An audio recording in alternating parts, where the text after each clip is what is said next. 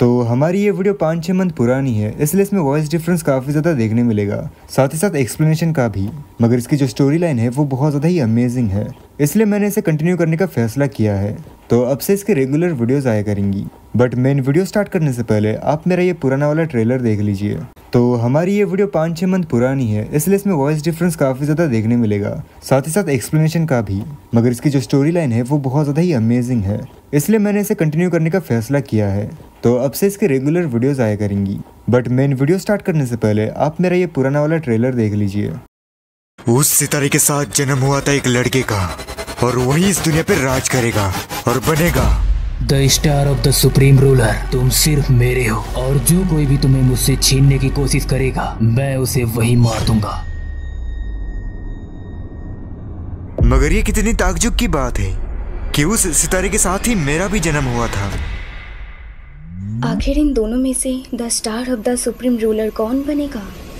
ओए, ऐसे जंग के माहौल में तू हथियार क्यों नहीं उठा रहा है? नहीं, हथियार उठाने से अच्छा मैं वही टाइम किसी और चीज में लगाऊं। मतलब मैं समझा नहीं। हमारे जीतने के।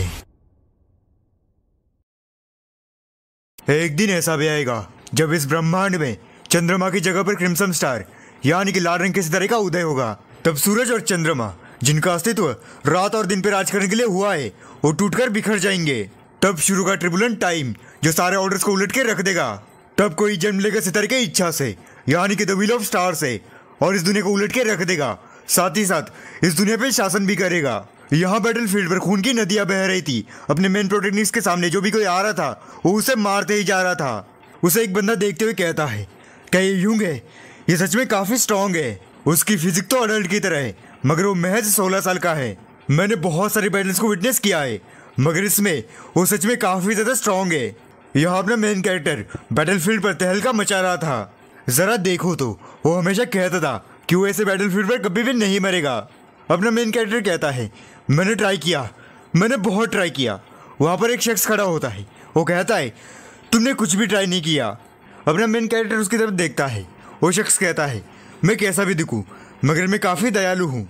मेरे हाथ पहले से ही दुश्मन से भरे हुए हैं, मगर फिर भी मैंने अपने साथी की जान बचाई। बट तभी वहाँ पर एक बंदा कहता है, आखिर ये कमीना इतना बकवास क्यों कर रहा है? और उसके ऊपर अटैक करते हुए कहता है, अगर तुम्हें फाइट करनी नहीं है तो मेरे हाथों से मरो। मगर उसका अटैक उससे कनेक्ट हो उससे पहले ही अपना मेन कैरेक्टर उसे बचा लेता है। और वो लड़का उसकी बात कंटिन्यू करते हुए कहता है, देखो मैंने कहा था ना, मैं जितना दिखता हूँ मैं उससे ज़्यादा ही दयालु हूँ। अपने मेन कैरेक्टर को अभी भी समझ नहीं आया कि उस लड़के ने आखिर क्या कहा। मगर वो लड़का उस बैटलफील्ड के अंदर चलते हुए जाता है। आगे अपना मेन कैरेक्टर चिल्लाते उससे कहता है, आखिर तुम हो कौन, और तुम पहले ही मुझे डिस्ट्रैक्ट क्यों कर रहे हो? और तो और तुम इस बैटलफील्ड में वो भी बिना हथियार के साथ आखिर करना क्या चाहते हो? क्या तुम बहादुर हो या फिर लापरवाह? वो लड़का कहता है, हथियार को पकड़ना ये बस लापरवाही है। यह सुनकर अपने मेन कैरेक्टर को समझ नहीं आता कि वो आखिर कह क्या रहा है। वो लड़का कहता है, अगर किसी हथियार से मैं सामने वाले को मारने की कोशिश करूं, बट अगर वो मरे ही ना तो उससे पहले मैं ही मारा जाऊंगा। अपना मेन कैरेक्टर मन में कहता है, आखिर इस लड़की की दिक्कत क्या है? ये जो भी बातें कर रहा है ये पागलपन है, बट मैं इसकी बातों को टॉलरेट क्यों नहीं कर पा रहा हूँ। वो लड़का कहता है, तलवार को पकड़ के टाइम वेस्ट करने से अच्छा मैं वही टाइम किसी और चीज़ में लगाऊं। अपना मेन कैरेक्टर उससे कहता है, किसी और चीज़ में? आखिर इससे तुम्हारा मतलब क्या है? वो लड़का कहता है, हमारे जीतने का रास्ता। पहले तो अपना मेन कैरेक्टर शॉक होता है, देन चिल्लाते उससे कहता है, क्या तुम इस कैओटिक मैस से उसे ढूंढ सकते हो? बट एक आदमी उसके ऊपर अटैक करता है, मगर हमारा मेन कैरेक्टर बिना देखे उसे मार देता है। वो लड़का कहता है, हम जीत सकते हैं अगर हम पीछे हटते हैं तो। ये सुनकर अपना मेन कैरेक्टर कहता है, पीछे हटे तो क्या हमें धोखा दिया गया है? वो लड़का कुछ भी नहीं कहता। हमारा मेन कैरेक्टर कहता है, तुम सच में अमेजिंग हो। वो लड़का कहता है, नहीं अमेजिंग तो तुम हो। मैंने जब कहा कि हमें रिट्रीट करना चाहिए तभी तुमने समझ लिया कि हमें धोखा दिया गया है। अपना मेन कैरेक्टर कहता है, नहीं मैं ही पागल था, मैं अपनी फाइट में इतना खो गया था कि मैं इसे देख ही नहीं पाया। देन वहाँ से जाने लगता है। इसके बारे में वो लड़का उससे पूछता है। अपना मेन कैरेक्टर उससे कहता है, मैं जा रहा हूँ कमांड बैरक्स में। अब मुझे पता चल गया है कि हम कैसे जीत सकते हैं, तो इसी के बारे में मैं जनरल को रिपोर्ट करने जा रहा हूँ। वो लड़का कहता है, तुम वहाँ पर ना जाओ, यही तुम्हारे लिए ठीक रहेगा। ज़रा मुझे एक बात बताओ, क्या तुम्हें लगता है कि हाई रैंकिंग लोग जैसे कि जनरल वो हम जैसे स्लेव सोल्जर्स की बात सुनेंगे? अपना मेन कैरेक्टर कहता है, इससे फर्क नहीं पड़ता, मैं वही कर रहा हूँ जो मुझे करना चाहिए। और वहाँ से दौड़ते हुए निकल लेता है। वो लड़का उसे देखते हुए कहता है, पागल। यहाँ जनरल कहता है, रिट्रीट, हमारा गोल हमारे सामने और तुम कह रहे हो कि हमें पीछे हटना चाहिए। अपना मेन कैरेक्टर कहता है कि हाँ आपने सही कहा। हाँ तो चलो देखते हैं इसके लिए तुम्हारा रीज़न क्या है। अपना मेन कैरेक्टर कहता है, वे बार बार आए जा रहे हैं और पीछे हटते ही जा रहे हैं, यानी कि इसका मतलब उनकी फोर्सेस कहीं ना कहीं छुपी होंगी। वो जनरल कहता है, तो तुम ये कह रहे हो कि वे हमें फंसा रहे हैं, क्या तुम लोगों ने सुना? इसलिए उस सोल्जर आखिर क्या कह रहा है? इससे लगता है कि हम पागल हैं। अपना मेन कैरेक्टर कहता है कि नहीं, मेरा ऐसा मतलब नहीं था। वो जनरल जाते उससे कहता है, अगर तुम हमारे ऑर्डर्स को फॉलो नहीं करते हो तो ऑर्डर्स को ना मानने के जुर्म में तुम्हारा सिर काट दिया जाएगा।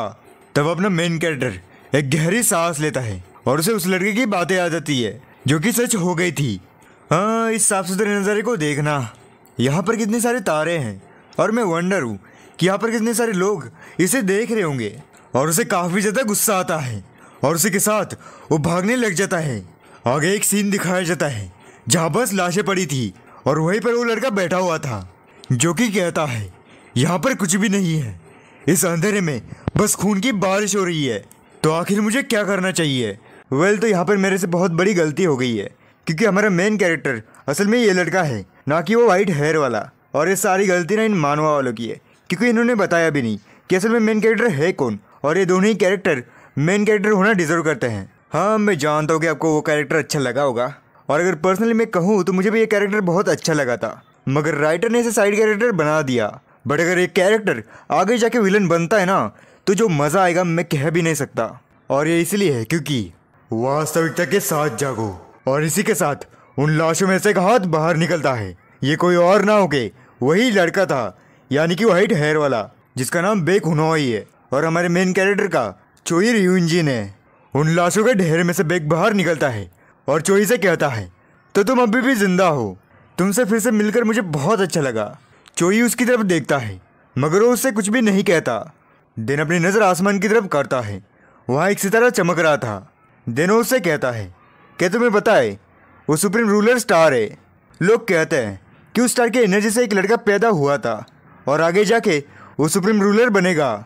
इसके ऊपर बेक कहता है, तो मुझे ऐसा लगता है कि अब दुनिया पूरी की पूरी उलट पुलट हो जाएगी, मगर दुर्भाग्य से वो सितारा 12 साल पहले अपेयर हुआ है। चोई कहता है, दुर्भाग्य, आखिर से तुम्हारा मतलब क्या है? बेक कहता है, ये इसलिए क्योंकि उस सितारे के प्रकट होने के 3 साल पहले मेरा जन्म हुआ। तो ऐसी बात है। हाँ, अगर मैं 3 साल बाद पैदा हुआ होता तो मैं ज़रूर सुप्रीम रूलर बनने की कोशिश करता। अपना चोई उसकी तरफ देखता है और मन में कहता है, द सुप्रीम रूलर स्टार। ये क्रिम्सन स्टार तब अपियर हुआ था जिस साल में पैदा हुआ था। वो दोनों ही वहाँ पर बैठे होते हैं। चोई कहता है, तुम्हें बुरा महसूस करने की ज़रूरत नहीं है क्योंकि ये सितारे कुछ साल पहले अपियर होते हैं और उसके बाद उनकी लाइट हमारे आंखों तक पहुँचती है, दिन हमें वो दिखाई देते हैं। बेक कहता है, ज़रा रुको, क्या तुम्हें the star of supreme ruler के बारे में पता है? चोई कहता है, कुछ लोग कहते हैं कि जो बच्चे उस स्टार के अपेयर होते ही पैदा हुए थे उन्हें उसकी एनर्जी मिलेगी। बेसिकली जो बच्चे उसके 3 साल पहले जन्म लिए थे उन्हें भी उसकी एनर्जी मिलने का चांस है, यानी कि इसका मतलब तुम भी सुप्रीम रूलर बन सकते हो। बेक कहता है, क्या सच में? अब मुझे पता चला कि मेरी जगह इस मूवी में कहाँ पे है। तो मुझे ऐसा लगता है कि मेरे लिए यही ठीक रहेगा कि मैं सुप्रीम रूलर बनने का ट्राई करूँ। दोनों ही स्टार को देखने लग जाते हैं। आगे बेक कहता है, आखिर तुम उन लाशों को कहाँ पे छुपाने वाले हो? इस पे चोई कहता है, जैसे ही तुम यहाँ से जाओगे मैं उन्हें ठिकाने लगा दूंगा। बेक कहता है, तुम्हें कैसे पता था कि वो सभी मारे जाएंगे? चोई कहता है, ये इसलिए क्योंकि वहाँ पर कोई भी ऐसा जनरल नहीं था जो कि हमारी ये बात सुने कि हम पीछे हटकर जीत सकते हैं। बेक कहता है, तुम सही थे, और तब मुझे पता चला कि मुझे इन पागलों के साथ मरने की कोई भी ज़रूरत नहीं है। और हाँ, ये मैंने तब रियलाइज़ किया जब तुमने पीछे हटने की बात की थी। उन दुश्मनों को उस पहाड़ की रक्षा करने की ज़रूरत भी नहीं है, मगर फिर भी वे उसकी सख्त सुरक्षा करते हैं, जो कि बस हमें लुभाने के लिए था। ये कितना मूर्खतापूर्ण है। उन्हें लगा कि ये जगह बहुत अमेजिंग है क्योंकि दुश्मन इसे प्रोटेक्ट करते हैं, और इसलिए उन्होंने यहाँ पर झंडा गाड़ने के लिए इतना सब कुछ किया, और आज इतनी जाने गई बस उन मूर्ख जनरल्स की वजह से। बट ये अपॉर्चुनिटी हमारे लिए अच्छी है क्योंकि मैं उनकी सेना को छोड़ने वाला हूँ, और ये मेरे स्लेव सोल्जर की लाइफ का आखिरी दिन है। आगे चियोन उससे पूछता है, तो क्या तुम ट्रेटर के डिसेंडेंट हो? ट्रेटर यानी कि जिन्होंने एम्परर के खिलाफ बगावत की है। बेक कहता है कि हाँ, और क्या तुम भी? क्या तुम इसी की वजह से स्लेव सोल्जर बने? तो क्या हमें साथ में जाना चाहिए? इसके ऊपर चियोन अपनी गर्दन हिलाते हुए कहता है कि नहीं। आगे चियोन कहता है, ऐसा नहीं कि मैं यहाँ से जाना नहीं चाहता, मगर मैं नहीं जा सकता क्योंकि मेरे पीछे 2 लोग ऐसे हैं जिनकी मुझे रक्षा करनी है। पहली तो मेरी बीमार माँ और दूसरी बहन जो कि उनसे भी ज़्यादा बीमार रहती है। इस पे बेक कहता है, ये अच्छा है, नहीं ये बहुत अच्छा है क्योंकि तुम्हारे पास एक फैमिली है जिसकी वजह से तुम हर रोज़ घर जा सकते हो। और उस स्टार को देखते हुए कहता है, मगर मेरे पास कोई भी नहीं है। देन वहाँ से जाते हुए कहता है, तो चलो तुमसे फिर कभी मिलता हूँ। बट वहाँ रुकते हुए कहता है, वैसे मेरा नाम बेक हुनोई है और तुम्हारा? चियोन कहता है, मेरा नाम है चियोन रियोंग। बेक उससे कहता है, क्या तुमने क्या कहा? चियोन कहता है, जो भी कुछ तुमने सुना उसे भूल जाओ। चियोन जाते हुए कहता है, तुम्हारे अंदर तो बहुत गुस्सा भरा है। और वहाँ से जंप लगाते हुए कहता है, अगर हमारी किस्मत ने मिलाया तो हम ज़रूर मिलेंगे, मगर तब तक तुम जिंदा रहना। उसके वहाँ से जाने के बाद वहाँ पर चियोन अकेला बचा था। वो स्टार को देखते हुए कहता है, वो यहाँ से चला गया, अब बस ये स्टार ही बचा है। वहाँ उसे चियोन की कही हुई बातें याद आती है। वो कहता है, मुझे इससे फ़र्क नहीं पड़ता कि तुम सुप्रीम रूलर बनते हो या फिर नहीं। बट वहाँ 2 एंटिटी उसे देख रहे थे। उनमें से एक कहता है, आखिर इन दोनों में से the star of the supreme ruler कौन बनेगा? उनमें से फीमेल एंटिटी कहती है, आखिर इसके बारे में तुम क्या सोचते हो? ऐसा हो सकता है कि जो किस्मत से जीते वही सुप्रीम रूलर बन जाए। वो एंटिटी कहती है, हाँ तुमने सही कहा, जो भी अपने किस्मत को लांघते हुए आगे बढ़ेगा वही अपनी मंजिल तक पहुंच पाएगा, बट जो बस वेट करता रहेगा उसे कुछ भी नहीं मिलेगा। ऐसे ही देखते देखते 11 साल गुजर जाते हैं। उस साल के ऑटम में मुरी मालान, जो कि सैकड़ों ऑर्थोडॉक्स सेक्ट पे राज करता था, वो भी ग्रेट पावर के अधीन आ गया। और फ्रंटियर फोर्सेस जो कि डिमोनिक कल्ट के अगल बगल घूमते थे, वो डार्क हेवन ट्रूप में शामिल हो गए। अगर शॉर्टली कहूँ तो मुरी मालान का सेंटर सेंट्रल प्लेन्स और फ्रंटियर का सेंटर डार्क हेवन ट्रूप्स, वो दोनों ही आमने सामने आ गए, बस अपने एम्बिशंस के खातिर, यानी कि पूरे मुरिम पे रूल करने के लिए। और इसी बीच एस्कॉर्ट एस्टेब्लिशमेंट बस गया, जो कि तुम्हारे सामान को एक लोकेशन से दूसरे लोकेशन पे ट्रांसपोर्ट करता है। और ये एक लीगल बिजनेस था। और इसी में हमारा चियोन है, जो कि उसके एस्कॉर्ट लीडर से बहस कर रहा था। वो उससे कहता है, क्या तुम पागल हो गए हो? हम ऐसा बिल्कुल भी नहीं कर सकते। उसके पीछे के बंदे कहते हैं, क्या ये कमीना चियोन रियोंग फिर से? दूसरा वाला कहता है, ये नीच कुली की हिम्मत भी कैसे हुई? ये फिर से रूड हो रहा है और यहाँ पर बखेड़ा खड़ा कर रहा है। वहाँ एस्कॉर्ट लीडर के पीछे एस्कॉर्ट मैनेजर कहता है, क्या तुम्हें मरना है? और तुम्हारी हिम्मत भी कैसे हुई एस्कॉर्ट लीडर को पागल कहने की? बट चियोन उन दोनों से चिल्लाते हुए कहता है, हमें माउंट एसो का अल्टरनेट रास्ता पकड़ना चाहिए। अगर हम वो रास्ता लेते हैं तो हमें बस 3 दिन और चलना पड़ेगा। वो एस्कॉर्ट मैनेजर कहता है, क्या तुमने सुना नहीं? अगर हमें 3 दिन और लगते हैं तो उसका खर्चा हमें अपने से करना पड़ेगा। क्या तुम इसके लिए कंपनसेट करोगे? मगर इसके बावजूद भी चियोन अपने बात पे ही अड़ा रहता है। मैनेजर फिर से चिल्लाते उससे कहता है, तुम कमीने, क्या तुम्हें पता नहीं है माउंट एसो पे ऐसा स्ट्रॉन्ग होल्ड रहता है और वो 18 ग्रीन फॉरेस्ट स्ट्रॉन्ग होल्ड जितना ही पावरफुल है, इसलिए यही रास्ता हमारा ठीक है। चियोन उससे कहता है, तुम बस अपना पैसा गंवाने से डरते हो, यानी कि बैंडिट से, मतलब जिस भी एरिया के बैंडिट्स होते हैं उन्हें खर्चा पानी देना होता है ताकि उन बैंडिट्स के एरिया से गुजर सके। वो मैनेजर कहता है, आगे तुमने क्या कहा? चियोन कहता है, पंछी हमेशा मरते हैं क्योंकि उन्हें खाना नहीं मिलता और इंसान मरते हैं क्योंकि उनके अंदर ग्रेड होती है। वो मैनेजर उससे कहता है, तुम बस यहाँ पर शो ऑफ कर रहे हो कि तुम थोड़े बहुत एजुकेटेड हो। चियोन उससे कहता है, यहाँ पर लोगों का जीना और मरना बस एक डिसीजन पे है। वो मैनेजर गुस्से में उससे कहता है, और वो डिसीजन तुम ले रहे हो कि हमें अल्टरनेट रास्ता लेना चाहिए जिससे कि हम सर्वाइव करेंगे। चियोन उनकी तरफ देखते हुए कहता है, नहीं, आगे जाके तुम लोग मरोगे। इससे उनको बहुत गुस्सा आता है। आगे चियोन कहता है, और ये सिर्फ इसलिए क्योंकि तुम्हारे अंदर ग्रेड बहुत है। मैनेजर उससे कहता है, एक दिन तुम तुम्हारे जबान की वजह से ही मारे जाओगे। चियोन उससे कहता है, मगर मैं मेरे जबान की वजह से ही जिंदा बचूंगा। और वहां से पीछे जाने लगता है। पीछे से मैनेजर किलते हुए कहता है, ये पागल कमीना। चियोन कहता है, बस मैं ही नहीं बचूंगा बल्कि मेरे कॉमरेड्स भी बचेंगे, बस मेरी जबान की वजह से। तो ठीक है, तुम्हें जो करना है वो तुम करो, बाद में ये मत कहना कि मैंने बताया नहीं। आगे मैनेजर उस लीडर से कहता है, क्या मैं उसे मार दूं? लीडर कहता है, उसे छोड़ दो, हमें उसके पीछे अपना टाइम वेस्ट नहीं करना चाहिए। आगे लीडर उसके लोगों की तरफ देखता है और मैनेजर से कहता है, हमारे पास बस 3 घंटे बचे हैं, उसके बाद सनसेट हो जाएगा और उससे पहले ही हमें माउंट एसो से 50 किलोमीटर दूर जाना होगा। यही सुन के वो मैनेजर उसके लोगों से कहता है, जल्दी करो, हम जल्द से जल्द यहाँ से निकलने वाले हैं। अगले सीन में सभी लोग उसके नारे लगाते हुए वहाँ से जा रहे थे। बट लीडर गुस्से में मैनेजर से कहता है, क्या तुम उन्हें चुप बैठने के लिए नहीं कह सकते? हम यहाँ से जा रहे हैं क्योंकि ऐसा स्ट्रॉन्ग होल्ड की नजर हमारे ऊपर पड़नी नहीं चाहिए। मैनेजर कहता है हाँ सर मैं समझ गया। देनो सभी से कहता है सभी लोग चुप बैठ जाओ, जब तक हम यहाँ से 50 किलोमीटर दूर नहीं जाते तब तक एक भी आवाज मत निकालना। ऐसे कुछ टाइम बीत जाता है। यहाँ हमारा चियोन एक आदमी से बात करते हुए चल रहा था। उसे देखते हुए मैनेजर कहता है अगर मुझे पहले पता होता कि वो कुछ ऐसा करेगा तो मैं उससे पहले ही निपट लेता। वो लीडर कहता है उसे एस्कॉर्ट चीफ ने हमारे साथ भेजा है, इसलिए हम उसका कुछ भी नहीं बिगाड़ सकते हैं। देनो मैनेजर कहता है जबकि हम इसके बारे में बात कर ही रहे हैं तो ये काफ़ी भयानक है कि फॉर्मर एस्कॉर्ट चीफ हमेशा फेवरिज्म खेलते हैं। बट ये बहुत अच्छा हुआ कि न्यू एस्कॉर्ट चीफ ने उसके एस्कॉर्ट चीफ होने के तुरंत बाद ही उसे डिमोट करके कुली बना दिया। देनो उस लीडर से कहता है बट उसे यही कपड़े पहने देना, क्या ये ठीक रहेगा? जब वो मैनेजमेंट पोजीशन पे था तब तो ये ठीक था, बट एक पोर्टर के यानी कि कुली के रूप में नहीं। इस पे लीडर कहता है उसके कपड़ों के बारे में हम कुछ भी नहीं कर सकते। देनो में एक पास्ट का सीन दिखाया जाता है जहाँ न्यू एस्कॉर्ट चीफ चियोन से कह रहा था तुम अपनी चॉइस बताओ, तुम्हें पोर्टर बन के यहाँ पर रहना है या फिर रिजाइन देना है। चियोन उससे कहता है हाँ मैं पोर्टर बनूंगा, और मन में कहता है जब तक न्यू एस्कॉर्ट चीफ ने मेरे बारे में फैलाई गई अफवाहें हैं तब तक मैं अपने जॉब चेंज नहीं कर सकता हूँ। और तो और मुझे अपनी बीमार माँ और बहन का ख्याल भी रखना है, तो मेरे पास कोई और चॉइस नहीं है। बट वो एक कंडीशन पे पोर्टर बनेगा। देनो अपने मन में कहता है अगर मेरे पास पैसे ही ना हुए तो मैं खाना और मेडिसिन खरीद ही नहीं पाऊंगा। उस कंडीशन के बारे में वो चीफ उससे पूछता है। चियोन कहता है मैं पोर्टर बनूंगा और एस्कॉर्ट जर्नीज पे भी जाऊंगा, बट मुझे ये कपड़े पहने रखने की इजाज़त चाहिए। वो चीफ चौंकते हुए उससे कहता है मतलब? यहाँ प्रेजेंट में वो मैनेजर कहता है तो डिमोशन एक्सेप्ट करने की उसकी कंडीशन वो कपड़े पहने रखना थी। वो चीफ कहता है जिस पर्सन ने उसे वो कपड़े दिए थे वो फॉर्मर एस्कॉर्ट चीफ थे।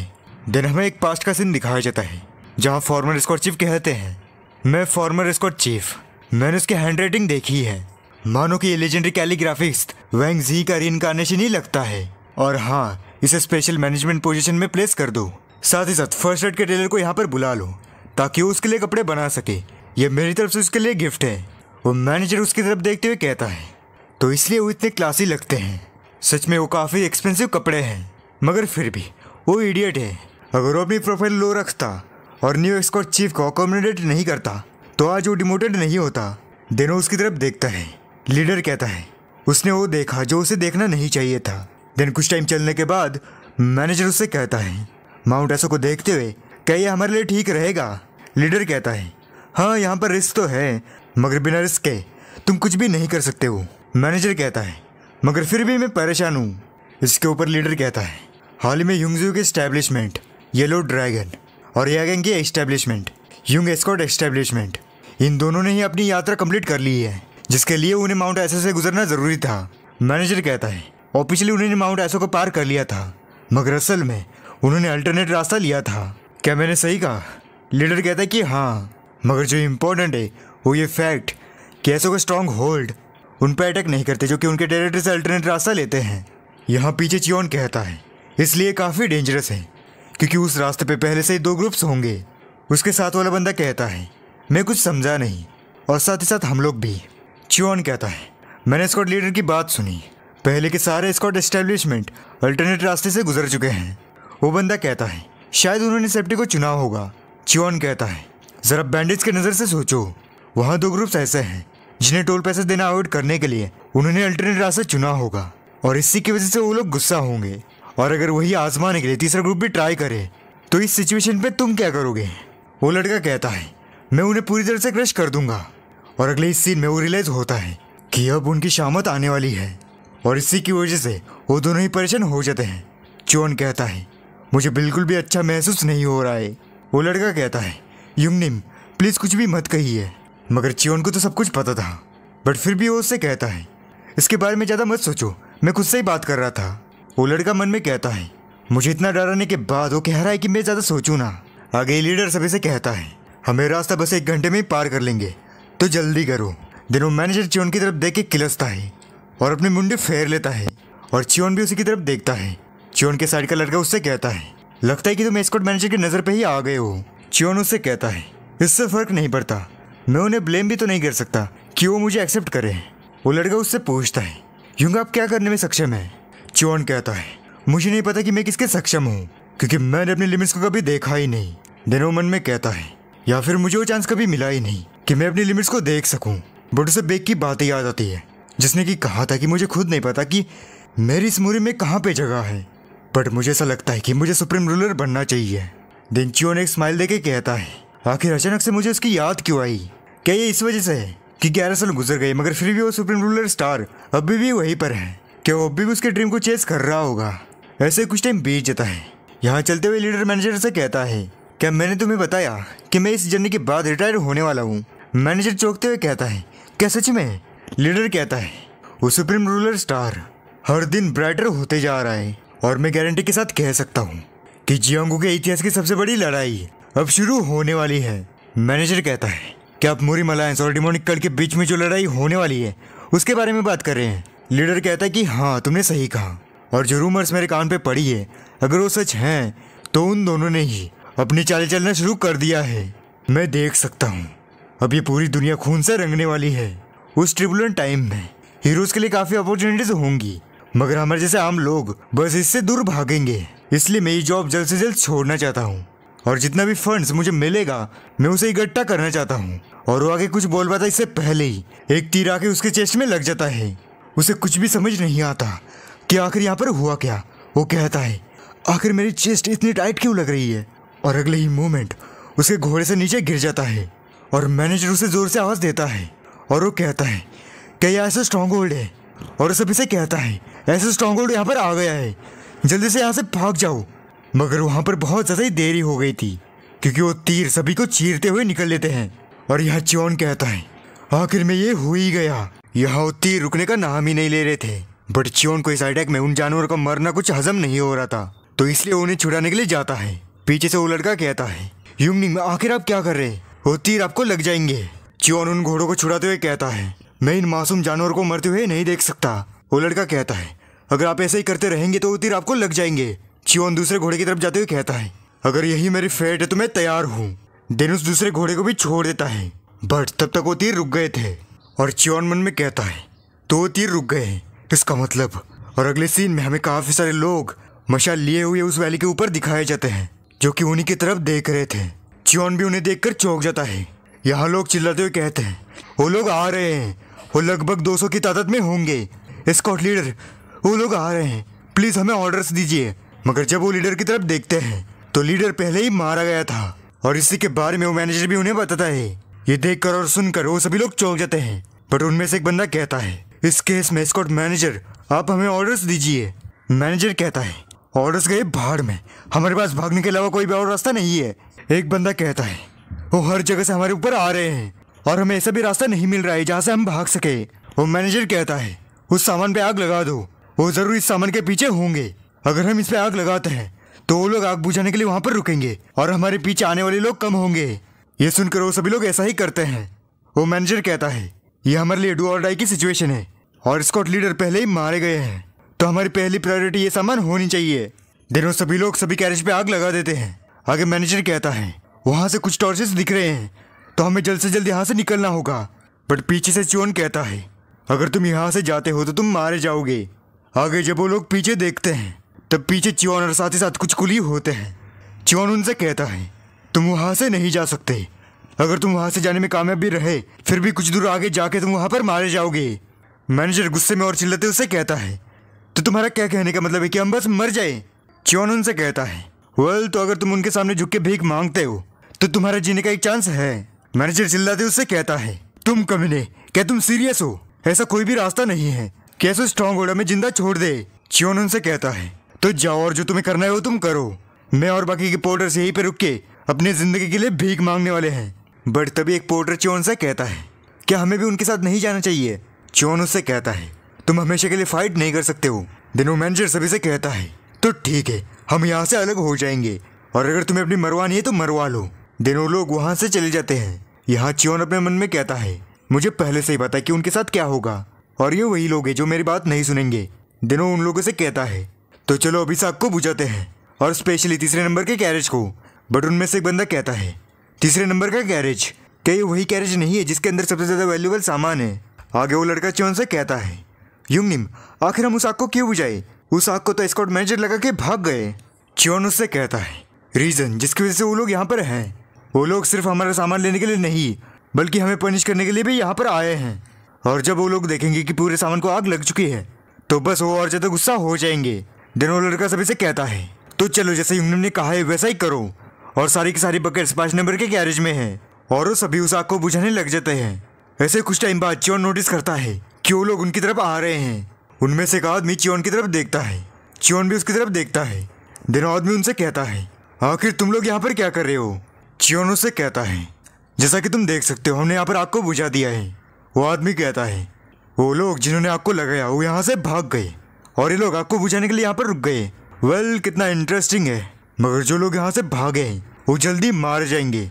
मगर ऐसा भी नहीं है कि जिन्होंने आग को बुझाया है वो सर्वाइव करेंगे। चियोन उससे कहता है, नहीं हम सर्वाइव करेंगे। वो आदमी कहता है, कैसे, जरा बताओ तो, क्योंकि हम तो तुम्हें यहाँ पर मारने वाले हैं। चियोन उससे कहता है, मैं ऐसा कुछ कर दूंगा कि तुम हमें मार ही नहीं पाओगे। वो आदमी चियोन से पूछता है, बट किस रीजन के लिए? चियोन उससे कहता है, तुम लोग हमें छोड़ दोगे, वो भी 4 रीजंस के लिए।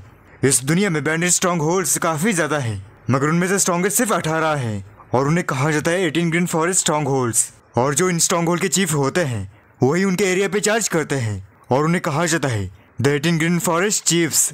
मगर इन 18 स्ट्रॉन्ग होल्ड में से एक जो कि काफी खतरनाक मगर इन सभी से वीक, जहाँ ग्वेंग ह्यूलचॉल रूल करता है और इसी जगह को कहा जाता है द एसो स्ट्रॉन्ग होल्ड।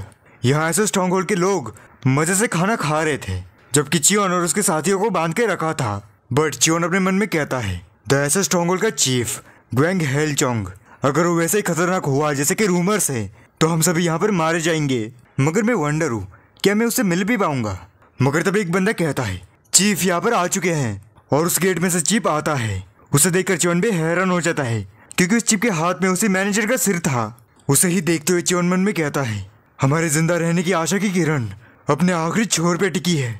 ग्वेंग ह्यूलचॉल उसने अपनी जर्नी आखिर से मिलिट्री में स्टार्ट की थी और उन्हीं कठिनाई को लांघते हुए आज वो 500 लोगों का सरदार बना है। बट इन रैंक्स को चढ़ते हुए वही उसकी आखिरी लिमिट थी क्योंकि वो ना ही रेप्यूटेबल फैमिली से आता है और ना ही उसके पीछे बड़ी ताकतें हैं। इसलिए उसने मिलिट्री छोड़ स्क्वाड एस्टेब्लिशमेंट में काम किया बट वहाँ पर भी उसे वो नहीं मिला जिसकी उसे तलाश थी। इसलिए उसने वो भी छोड़ दिया और बैंडिट बना। ये जगह ऐसी है जहाँ तुम उतना ही ऊंचा चढ़ सकते हो जितने तुम ताकतवर हो। अब मुझ में और इस पर्सन के बीच वही जिंदा रहेगा जो ताकतवर होगा। वो सभी बंदे कहते हैं, चीफ आपका स्वागत है ग्वेंग ह्यूलचॉल। कि उसके अंदर इनजस्टिस और अनफेयरनेस के खिलाफ सेंस अभी भी बाकी है जो कि पहले हुआ करता था। आगे वो आदमी जो चियोन को यहाँ पर लेके आया था वो चीफ से कहता है, आपके कपड़ों पे काफी सारा खून लगा है, क्या आपको कहीं पे चोट लगी है? चीफ कहता है, क्या तुम्हें लगता है कि ये पॉसिबल भी है? वो कुछ ही लोग थे इसलिए उन्हें मारने में ज्यादा एफर्ट्स भी नहीं लगे। वो आदमी कहता है, हाँ माना कि वो कुछ ही लोग थे मगर अगली बार से कुछ लोग आपके साथ लेके जाइए। मगर आप इस सिर को क्यों लेके आए हैं? बट वो चीफ उस सिंहासन पे बैठ के कहता है, आखिर ये लोग कौन हैं? वो आदमी कहता है, ये लोग पोर्टर्स हैं। ये सुनकर उस चीफ को काफी ज्यादा गुस्सा आता है तो वो सिर उनकी तरफ फेंकता है और वो सिर सीधा चियोन के सामने गिर जाता है। आगे वो चीफ कहता है, इस सिर को पोल पे अटका के माउंटेन के एंट्रेंस के सामने लगा दो। मुझे ऐसा लगता है कि आप एक एग्जाम्पल सेट करना चाहते हैं उनके खिलाफ जो भी हमें ट्रिक करने की कोशिश करते हैं। वो चीफ कहता है कि हाँ मेरा इरादा वही था बट ऐसा फील होता है कि मैंने कुछ भी नहीं किया। मगर ऐसा लगता है कि यहाँ पर बहुत सारे सिर है जिन्हें मुझे काटना चाहिए। यह सुनकर और वो सिर देखकर उन पोर्टर्स की रूह तक कांप गई थी। आगे वो चीफ कहता है, उनमें से एक सिर को चुनना इतना ज्यादा अनोइंग था बट फिर भी ये लोग यहाँ पर क्यों हैं? क्योंकि मैंने ऑर्डर्स दिए थे कि उनमें से हर एक को मार दो। वो आदमी चियोन की तरफ इशारा करते हुए कहता है, क्योंकि उनमें से एक बंदा इंसिस्ट कर रहा था कि वो लोग हमसे जिंदा बच जाएंगे और इसके लिए उसके पास 4 रीजंस है और ये सुनने में काफी इंटरेस्टिंग लग रहा था। तो इसलिए मैंने सोचा कि ये रीजन सुनने में आपको भी अच्छे लगेंगे तो इसलिए मैं उन्हें यहाँ पर ले आया। वो चीफ कहता है, क्या सच में? ये कितना इंटरेस्टिंग है। वो आदमी कहता है, आपको तो पता है कि कोई भी मुझे ऐसे ही पागल नहीं बना सकता और इस बंदे ने मुझे कन्विंस किया है, इससे आप समझ ही सकते हैं। बट तभी चीफ कहता है, हाँ तुम्हारे इसके लिए शुक्रिया। और चियोन की तरफ देखते हुए कहता है, तो अब बोलना शुरू करो और वो 4 रीजंस मुझे बताओ। बट अगर तुम्हारे मुंह से एक भी शब्द बकवास निकला तो वही तुम्हारी जबान काट दी जाएगी। यहाँ चियोन बस उस सिर की तरफ देख रहा था। वो चीफ कहता है, तो पहले रीजन को बताओ। चियोन कहता है, तो पहला रीजन है कि अगर तुम हमें मारते हो तो तुम्हें कुछ भी प्राप्त नहीं होगा, उल्टा तुम कुछ चीजें गवाओगे। वो चीफ कहता है, यहाँ पर तुम लोग हो जिन्हें कुछ भी प्राप्त नहीं होगा बट इन मौतों से उन लोगों को एक मैसेज मिलेगा जो कि हमारी तरफ नीच नजर से देखते हैं और यही हमें प्राप्त होगा। बट तभी चियोन कहता है, बट अगर क्या हो कि ये वार्निंग ज्यादा ही स्केरी हो तो फ्यूचर में इस माउंट एसो पे कोई भी नहीं आएगा। ये सुनकर वो चीफ और वो एडवाइजर भी चौंक जाता है। आगे चियोन अपनी बात कंटिन्यू करते हुए कहता है, द जिनसा स्क्वाड एस्टेब्लिशमेंट, ये उनमें से एक है जिन्होंने एग्रीमेंट को तोड़ा था कि वो माउंट एसो को टोल पैसेस फीस देंगे। बट अगर क्या हो कि वो दावा करे कि उनके साथ गलत हुआ था, उसके बाद ये रूमर्स फैल जाएंगी कि माउंट एसो अत्याचार करता है और वो बिल्कुल भी साथ काम करने के लायक नहीं है। वो चीफ कहता है, रूमर्स। आगे चियोन कहता है, या फिर ये भी फैल सकती है कि उन्होंने टोल पैसेस दिया था मगर उनके कमजोर बैंडर्स ने उन्हें लूट लिया और पूरे स्क्वाड ग्रुप को मार दिया। वो चीफ गुस्से में कहता है, ये मामूली से रूमर्स। चियोन से कहता है, अगर ये अफवाह झूठ हुई फिर भी क्या स्क्वाड एस्टेब्लिशमेंट अपनी क्रेडिबिलिटी को मेंटेन रखेगा? और ऐसा स्ट्रॉन्ग होल्ड माउंटेन की गहराई में रहता है, जबकि जिनसे स्क्वाड एस्टेब्लिशमेंट पूरे कॉन्टिनेंट में ट्रैवल करती है। और अगर इसी बीच रूमर्स फैलती है तो वो पूरी दुनिया में फैल जाएंगी। फिर तो इससे भी फर्क नहीं पड़ेगा कि ऐसा स्ट्रॉन्ग होल्ड कितना इसे डिनाई करता है, मगर रूमर्स फैलती ही रहेंगी। ये सुनकर सभी लोगों की आंखें खुली की खुली रहती हैं। आगे चीफ कहता है, और अगर क्या हो कि मैं तुम्हें जिंदा छोड़ दूं? इस पे चियोन कहता है, तो हम सारी सच्चाई सभी को बता देंगे कि स्क्वाड पार्टी के लीड ने अपने प्रॉमिस को तोड़ दिया, जिससे स्क्वाड एस्टेब्लिशमेंट की रेपुटेशन भी रहेगी और जिनसे स्क्वाड एस्टेब्लिशमेंट उनकी तरफ से अपोलॉजी भी भेजेगा। चीफ कहता है, तो ठीक है, अपना दूसरा रीजन बताओ। चियोन से कहता है, हमने पहले आपके स्ट्रॉन्ग होल्ड को एक अच्छा खासा बेनिफिट दे दिया है। तभी एडवाइजर कहता है, उन्होंने उन कैरेज से आग बुझाई थी जिसके अंदर काफी सारा सामान था। वो चीफ कहता है, क्या इन्होंने आग को बुझा दिया? एडवाइजर कहता है कि हाँ, स्क्वाड वॉरियर्स ने वहां पर आग लगाई थी और इन पोर्टर्स ने उसे बुझा दिया। वो चीफ कहता है, ये कुछ भी नहीं है, अगर कुछ टाइम मिलता तो हमारे आदमी उसे बुझा देते। चियोन कहता है कि हाँ, आपने सही कहा। हालांकि तीसरे नंबर के कैरेज को सिर्फ हम ही बुझा सकते थे क्योंकि उसी में सबसे ज्यादा एक्सपेंसिव सामान था। और आप जिस टाइम की बात कर रहे हैं वही टाइम अगर उनको मिलता तो वो सारा सामान राख में बदल जाता। वो चीफ हंसते हुए कहता है, तुम बातें करने में काफी ज्यादा अच्छे हो। चियोन भी उसी की तरफ देखता है। वो चीफ कहता है, तो चलो तुम्हारा तीसरा रीजन भी सुनते हैं। चियोन उससे कहता है, आगे बढ़ने से पहले मैं तुमसे कुछ पूछना चाहता हूँ, क्या तुम ऊंचाई छूने का सपना नहीं देखते? मतलब कि the 18 green forest strong hold के टॉप पर पहुंचने का। ये सुनकर चीफ के भी होश उड़ जाते हैं। बाकी के लोग भी चौंकते हुए कहते हैं, आखिर ये कैसे सवाल पूछ रहा है? चीफ गुस्से में उससे कहता है, क्या तुमने अभी भी ये कहा कि मैं the 18 green forest strong hold का कार्डिनल चीफ बन जाऊं? चियोन उससे कहता है, हाँ, आपने सही कहा। वो चीफ कहता है, बकवास, फाइनली तुमने वो कह दिया जो तुम्हें नहीं कहना था। और द ग्रीन फॉरेस्ट के 18वें स्ट्रॉन्ग होल्ड के कार्डिनल चीफ मेरे मुंह बोले पिता है और जो लोग नेक्स्ट कार्डिनल चीफ के लाइन में हैं वो मेरे मुंह बोले भाई हैं। और तुम मुझसे कह रहे हो कि मैं सपना देख रहा हूँ मेरे मुंह बोले पिता और भाई को धोखा देने का। चियोन कहता है, मैं वंडर हूँ कि माउंट एसो के बाहर की हवा कैसी होगी। ये सुनकर सभी लोग चौंक जाते हैं। वो चीफ कहता है, क्या तुम मेरे साथ बाहर जाने के बारे में सोच रहे हो? वो एडवाइजर कहता है, हाँ, आपको बाहर जाना चाहिए क्योंकि आज बाहर की हवा काफी रिफ्रेशिंग है। उसकी बात सुनकर वो चीफ भी मान जाता है। वो चियोन से कहता है, तो चलो बाहर चलते हैं, बट पोल के लेसर एक्सचेंज भी हो सकता है। चियोन भी उसकी तरफ देखता है। दिन हमें कुछ बातें बताई जाती है। 30 साल पहले इसी दिन एक आदमी हेवनली डीमन केव में चला गया था, जहाँ the heavenly demon, the unrivalled hero of the demonic cult, जिसने कि अपना सब कुछ वहाँ पर रख दिया था। तब अनगिनत मार्शल मास्टर्स ने चैलेंज लिया कि वो 500 साल के अंदर हेवनली डीमन के मार्शल आर्ट को हासिल करके वापस आएंगे, मगर आज तक उनमें से एक भी जिंदा लौटकर वापस नहीं आया। मगर आज एक इंसान ने उस 500 साल के लेजेंड को तोड़ दिया। वो इंसान जिसने मुरिम के बॉर्डर्स को ट्रेवल किया, द डिमोनिक कल्ट का लीडर, द लाइटनिंग एम्परर, और तो और जिसने बॉर्डर्स तक को यूनाइट किया, द डीमन चैंपियन। अगर उसके बारे में और बताऊं तो मेरी हालत खराब हो जाएगी। Just imagine, the dark heaven troop को उसकी जरूरत पड़ी थी, यानी कि द हेवनली डीमन सैबर बैक हुनोई। देन फिर से हमारा सीन चियोन की तरफ शिफ्ट होता है, जहाँ वो दोनों ही बाहर जा रहे थे। पीछे से एक आदमी कहता है, ऐसा लगता है कि चिप उसके द्वारा बहकाए गए हैं। इस पे एडवाइजर उससे कहता है, मुझे तो लगता है कि तुम ही बहके हुए हो, क्योंकि उनके साथियों ने उस आग को लगाया था, जबकि ये पीछे रहकर उस आग को बुझा रहे थे। और इसी फैक्ट से हम समझ सकते हैं कि वो कोई साधारण व्यक्ति नहीं है। मगर मुझे एक बात समझ नहीं आ रही है कि आखिर क्यों वो अपना टैलेंट पोर्टर बन के जाया जाने दे रहा है। मगर हाँ, उसका सिर पोल पे अटका के सिर्फ टाइम वेस्ट ही होगा। देन वो अपने मन में कहता है, जो पोटेंशियल मैंने उसमें देखी है, असल में उसके पोटेंशियल का आधा हिस्सा भी नहीं है, और उसके अंदर जो पोटेंशियल है वो मेरे भी इमेजिनेशन से बाहर है। यहाँ वो दोनों सामने का नज़ारा देख रहे थे। चीफ कहता है, मैं तुम्हें छोड़ दूंगा, असल में तुम्हारे पहले 2 रीज़न ही तुम्हें बख्शने के लिए काफ़ी थे। चियोन उससे कहता है, इसके बावजूद भी तीसरा रीज़न आपको बताना ज़रूरी था। चीफ कहता है अगर तुम ऐसे ही बातें करते रहोगे तो तुम्हारा सिर भी पोल पे अटकाया जाएगा। तो बताओ क्या ये तुम्हारे लिए मंजूर है? च्योन कहता है अगर यही मेरी फेट तो मेरे पास कोई और चॉइस नहीं है।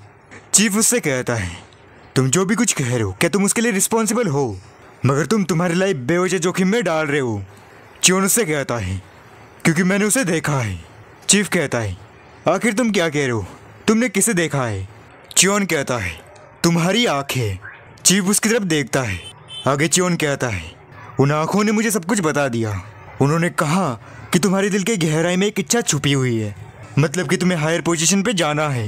यह सुनकर चीफ को भी एक झटका लगता है। वो उससे कहता है इससे फर्क नहीं पड़ता कि तुमने इन आंखों में क्या देखा, बट अगर तुम ऐसी वैसी बातें करोगे तो तुम्हारा सिर यहीं पे काट दिया जाएगा। बट च्योन उससे कहता है तीसरा रीजन बताने से पहले मेरी एक कंडीशन है। चीफ कहता है कंडीशन? बट जो कंडीशन मैं फुलफिल नहीं कर सकता मैं उसका प्रॉमिस भी नहीं कर सकता। अगर ये तुम्हें मंजूर है तो आगे बोलो। च्योन उससे कहता है अगर हम ऐसे ही खा लिया तो वहाँ पर जाते हैं तो जिनसे स्कॉट एस्टेब्लिशमेंट हमें लात मारकर बाहर निकाल देगा, क्योंकि किसी भी स्कॉट एस्टेब्लिशमेंट को ऐसे पोर्टर्स की जरूरत नहीं है जो कि अपनी जिंदगी के बदले उनका सामान उन्हें दे दे। चीफ उससे कहता है तो तुम्हारी जिंदगी के साथ साथ तुम्हें आधा सामान भी चाहिए। च्योन उससे कहता है अगर हम ऐसा नहीं करते तो हमारे लौटने का कुछ फायदा भी नहीं है, क्योंकि ऐसी जिंदगी मौत से भी बदतर होती है। हाँ, जो भी मैंने कुछ कहा वो अगर आपको यूजफुल लगे फिर उसके सामने झुकते हुए कहता है तो मैं आशा करता हूँ कि आप उसके साथ स्कॉट मैनेजर और स्कॉट वॉरियर्स की लाशें भी लेने देंगे, और मैं श्योर कि उनकी फैमिली भी इसे अप्रिशिएट करेगी जबकि वो लोग मारे गए हैं। यहाँ चीफ कहता है अगर तुम तुम्हारे कॉमरेड्स की लाशें लेके जाते हो तो स्कॉट एस्टेब्लिशमेंट तुम्हें बाहर नहीं निकालेगा। च्योन कहता है कि हाँ आपने सही कहा। वो चीफ उसकी तरफ देखता है, देन उससे कहता है क्या तुम the star of the supreme ruler के बारे में जानते हो? साथ ही साथ वो स्टार उसी के ऊपर चमक रहा था। आगे वो चीफ कहता है अनगिनत लोग उसके लिए प्रे करते हैं कि वही वो स्टार बने, बट तुम्हारा क्या तुम भी the star of the supreme ruler बनना चाहते हो? यहाँ च्योन के मन में वही बातें चल रही थी, क्या तुम भी the star of the supreme ruler बनना चाहते हो? यही ग्वेंग यूलचॉल ने पूछा था, बट मैंने उसे कुछ भी आंसर नहीं दिया, या फिर मैं आंसर दे ही नहीं सकता। बट हाँ, उसके बारे में सोचना हम जैसे आम लोगों के लिए एक लग्जरी है, या फिर अपनी किस्मत को चमकाना। यहाँ वो सभी अपने घर के लिए निकल चुके थे। ऐसे ही चलते हुए च्योन अपनी बात आगे बढ़ाता है। वो कहता है जिंदगी दिनों दिन बद से बदतर होती जा रही है, और ऐसे वक्त में सपने देखने की हिम्मत कहाँ से आएगी? बट मुझे तो हर दिन बस सेफली जीना है। और जब मैंने उसे थर्ड रीजन बताया तब उसका दिल जोरों से धड़क रहा था, मानो कि उसके दिल के गहराई में छुपे हुए एम्बिशंस बाहर निकलने के लिए तरस रहे हो। और अगर मैं इसके बारे में ठीक से सोचूं तो ग्वेंग यूलचॉल से मिलना मेरी किस्मत ही होगी। बट हाँ, मैं क्यूरियस हूँ कि मेरी वजह से उसकी ज़िंदगी में क्या क्या चेंजेस होंगे। दिन हमें चीफ की बातें सुनाई जाती है जो कि कह रहा था मैंने उससे कहा कि मेरा कार्डिनल चीफ बनना असंभव है। एडवाइजर कहता है आखिर आपने ऐसा क्यों कहा? चीफ उससे कहता है क्या तुम्हें नहीं पता कि मैं अपने सौतेले बाप और भाइयों से कमज़ोर हूँ? साथ ही साथ हमारा स्ट्रॉन्ग होल्ड बॉर्डर्स के पास होता है, जिसकी वजह से हम रेस्ट नहीं कर सकते। और यही उस बच्चे ने भी कहा था, बट साथ ही साथ उसने सोल्यूशन भी दिया था। एडवाइजर उससे पूछता है कि आखिर उसने क्या कहा? चीफ उससे कहता है उसने कहा कि the 8 Indian forest strong holds गलत रास्ते पे जा रहे हैं, और उसने कहा कि अगर मेरे सौतेले भाई ऐसे अपने आप में कम्पीट करते रहेंगे तो जल्दी द ग्रीन फॉरेस्ट 2 भागों में डिवाइड हो जाएगा, क्योंकि यहाँ पर ऐसा कोई भी नहीं है जिसे हमारे स्ट्रॉन्ग होल्ड की चिंता हो। दिनों मेरी बात सुनेंगे और उसके बाद ऐसा स्ट्रॉन्ग होल्ड की कमजोरी उसकी स्ट्रेंथ बन जाएगी, एंड ये अपॉर्चुनिटी मैं अपने हाथों से गंवाना नहीं चाहता हूँ। तब उसकी बातें सुनकर मेरा दिल जोरों से धड़कने लगा था। उसने इसे पूरा मेस्टअप कर दिया। जो एम्बिशंस मेरे दिल के अंदर छुपे हुए थे उसने उन्हें बाहर ला दिया। एडवाइजर कहता है तो इसलिए आपने उन लाशों को कलेक्ट करके उनके हाथों में सौंप दिया और साथ ही साथ उन्हें घर भी भेज दिया। च्योन रियोंग, हाँ यही उसका नाम था। एडवाइजर कहता है आखिर इतने अचानक से आप उसका नाम क्यों ले रहे हैं? उसने मुझसे कहा कि मैं इसे याद रखूं क्योंकि एक दिन वो मेरी जान बचाएगा। खैर, हमें ये तो नहीं पता कि आगे क्या होगा, शायद नेक्स्ट टाइम हमारे किरदार चेंज हो जाए। यहाँ च्योन भी वही बात कह रहा था कि जब हम नेक्स्ट टाइम मिलेंगे तब हमारे किरदार चेंज हो जाएंगे। और ये उसी चीफ की मेमोरीज थी जहाँ च्योन कह रहा था कि मैं ये प्रॉमिस करता हूँ कि एक बार मैं तुम्हें ज़रूर बचाऊंगा, तो तुम मेरा नाम ज़रूर याद रखो। और यही 4th रीज़न था। ये बातें सुनकर चीफ की भी आंखें खुली की खुली रह गई थी। दिनों काफ़ी ज़ोरों से हंसने लगता है और एडवाइजर से कहता है उस time the star of the supreme ruler इतनी तेज चमक रहा था जितना वो इन 11 सालों में कभी भी नहीं चमका था। आगे वो च्योन के कंधों पे हाथ रखता है और उससे कहता है मैं तुमसे प्रॉमिस करता हूँ कि अगर मैं ग्रीन फॉरेस्ट पे चार्ज करता हूँ तो मैं तुम्हारी एक विश जरूर से पूरी करूँगा। देन सीन प्रेजेंट पे आता है। यहाँ चीफ कह रहा था मुरीम अलायंस और डेमोनिक कल्ट के बीच में जंग पहले से ही शुरू हो चुकी है और जल्दी वो जंग ऑल आउट वॉर में तब्दील होने वाली है। और अगर ये जल्दी होता है तो ग्रीन फॉरेस्ट को भी अपनी साइड चूज करनी होगी। बट अगर ग्रीन फॉरेस्ट ऐसे ही सक्सेशन के लिए अपने आप में ही लड़ता रहेगा तो ट्रिबुलन टाइम्स में वो जल्दी मारा जाएगा। तो इसलिए ग्रीन फॉरेस्ट को आपस में यूनाइट होना होगा। बट अगर उसका सेंटर मैं रहूं तो बाकी कार्डिनल चीफ के कैंडिडेट से मैं सबसे ज़्यादा एडवांटेज में रहूंगा।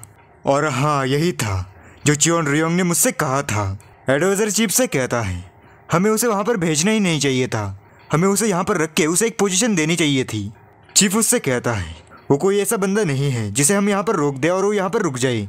वो मेरे उम्मीदों से काफ़ी आगे है, यहाँ तक कि स्काउट एस्टेब्लिशमेंट भी उसे संभाल नहीं सकता है। मैंने देखा था वो क्रिम्सन सुप्रीम रूलर स्टार उसके सिर के ऊपर चमक रहा था। क्या तुम्हें पता है उस मूवमेंट पे मैं क्या सोच रहा था कि उस सितारे द्वारा चुना गया पर्सन कोई और ना हो कि चियोन रियोंग ही है। देन यहीं पर हमारा सीन शिफ्ट हो जाता है। आगे हमें बेक को दिखाया जाता है जो कि अपनी प्रैक्टिस कर रहा था।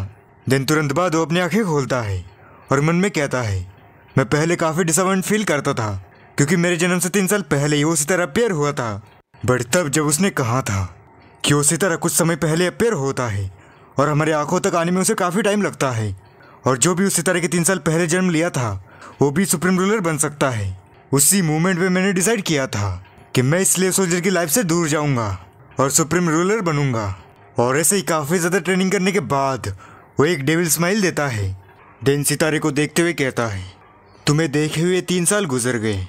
जब से मैं इस हेवनली डीमन केव में आया हूँ तब से एक दिन भी मैं तुम्हें भूला नहीं हूँ। तो सुप्रीम रूलर स्टार किसी और का होने के बारे में सोचना भी मत। बट अगर जो भी कोई तुम्हें पाने की कोशिश करता है तो वो मेरे हाथों से मारा जाएगा क्योंकि तुम सिर्फ मेरे हो। Sorry for this background noise, थोड़ी देर तक इसे सहन कर लेना। तो अब कहानी की तरफ बढ़ते हैं।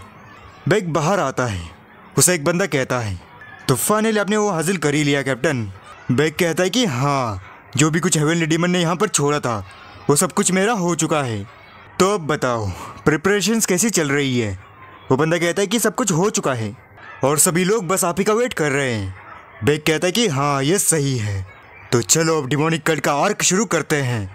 देन एक जंप लगा के वहाँ से चला जाता है। आगे हमारा सीन शिफ्ट हो जाता है। वहाँ हमें कुछ लोगों की बातें सुनाई देती है जो कि कह रहे थे 5 यंग मैन और 3 लेडीज़ जो कि एक्सपोनेंशियल मार्शल आर्ट स्ट्रैटेजीज और लिटरेसी को पजेस करते हैं। वही इस जियांगू के नेक्स्ट जनरेशन के लीडर्स हैं जिन्हें कि 5 ड्रैगन्स और 3 फिनिक्स कहा जाता है। और इस दुनिया की 5 सबसे ज़्यादा खूबसूरत लड़कियाँ जिन्हें कि 5 फ्लावर्स ऑफ मुरिम कहा जाता है। और उन्हीं में से एक लड़की को हमें यहाँ पर दिखाया जाता है।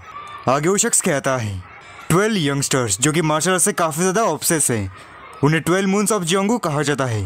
बट इस दुनिया में एक पर्सन ऐसा भी है जो कि इन सारे ग्रुप्स में आता है। और ये बातें वही एंटिटीज़ कह रहे थे। उनमें से वो लड़की कहती है तो आप कह रहे कि वो पर्सन यही लड़की है। वो शख्स कहता है कि हाँ, आपने सही कहा। दिस और फिनिक्स, अज़ुरे फ्लावर और क्रिसेंट मून, इन्हीं नामों से उसे जाना जाता है। इस पे वो लड़की कहती है कि वो काफ़ी ज़्यादा ब्यूटीफुल है, बट इसके बावजूद भी वो अपने आप को मर्द दिखाने की कोशिश करती है। बट वो इतनी ज़्यादा ब्यूटीफुल है कि उसे एक बार देखने के बाद कोई भी नहीं भुला सकता है।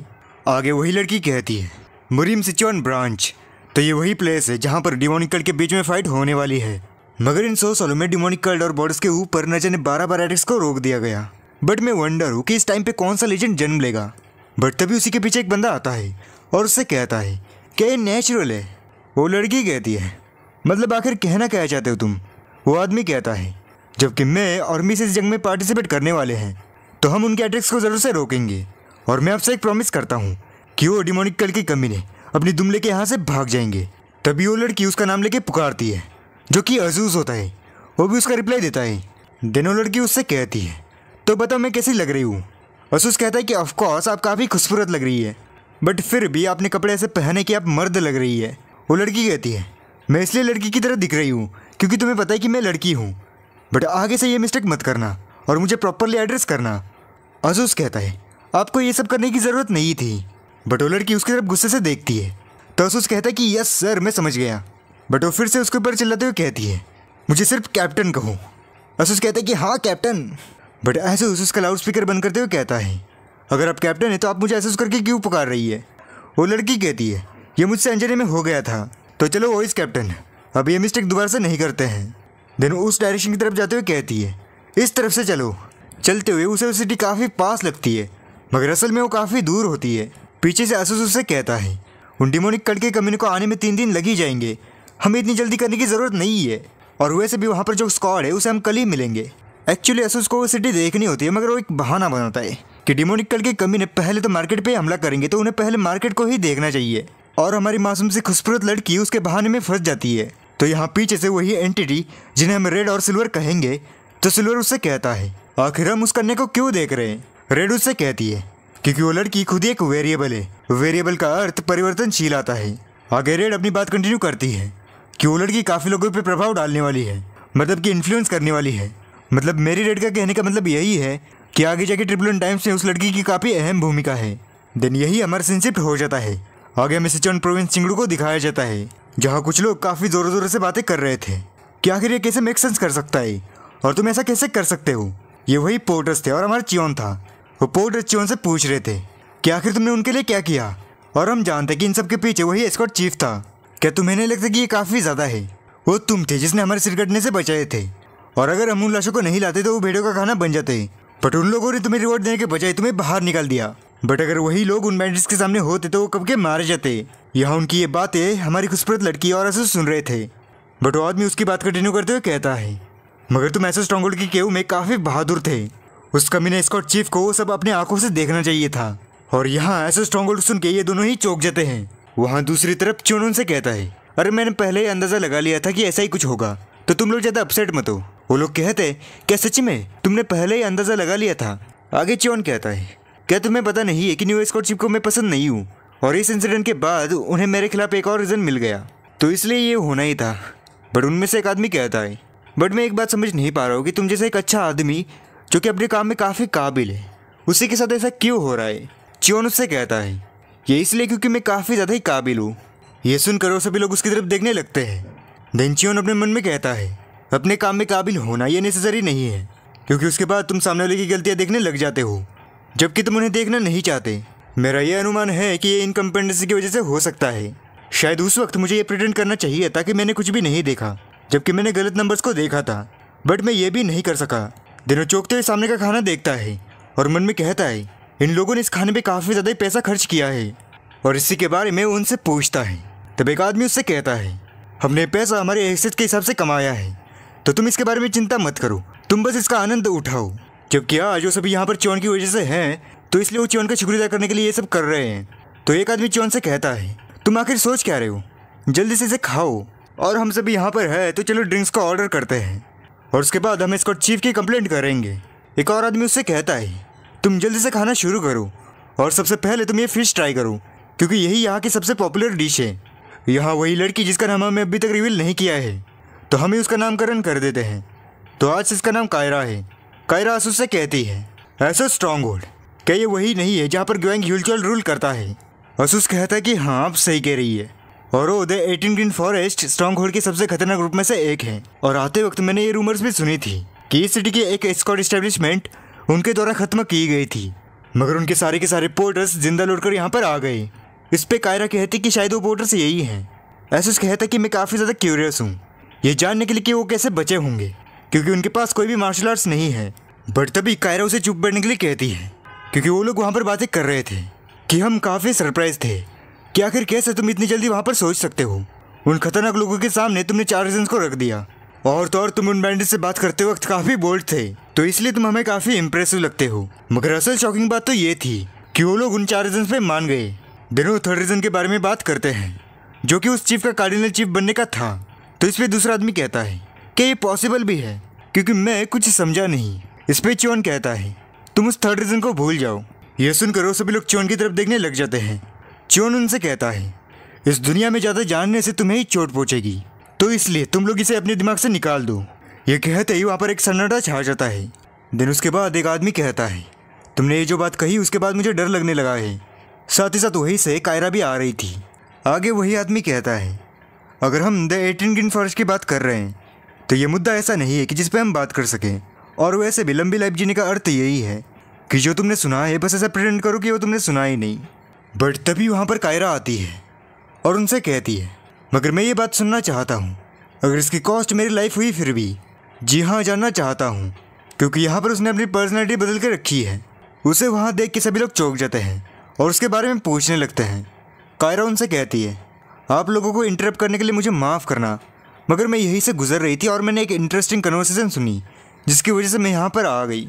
तो कैसा रहे कि आप इसके बारे में मुझे बताएं, और आपने जो भी कुछ लिया है उसका बिल मैं पे कर दूंगी।